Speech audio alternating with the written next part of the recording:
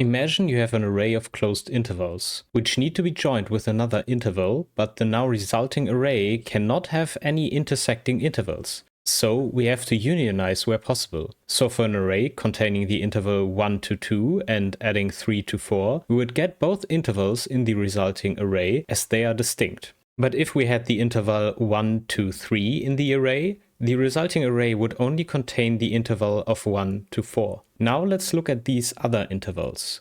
Can you write a program that joins them? Can you do it in Rust?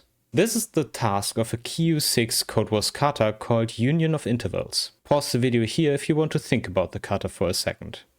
Otherwise, let's see how we can solve this in Rust. We first start with a function header where we take a slice of the input intervals and the interval to add. Now let's define a function for unionizing two intervals if possible. We simply check whether the beginning of one is in the interval of another. This will be the case for all possible unions, so we can merge them by taking the minimum as the start and the max as the end. Otherwise, we return none. We first make a result vector to collect the results. Then we enumerate over our intervals, where the index will be important later. We match against the result of a union function. If we have sum, we have a new interval and discard the old one as well as the last element, as these are now represented by the union. If there was no union, then we simply push the current element. Now we have to check the edge case that our interval must be inserted into the array as its end index is smaller than the start index of the current element. In that case, we chain the result until now, our current interval and the remainder of our array, and simply return that. Should we never encounter this, then we simply push our interval as it wasn't added until now,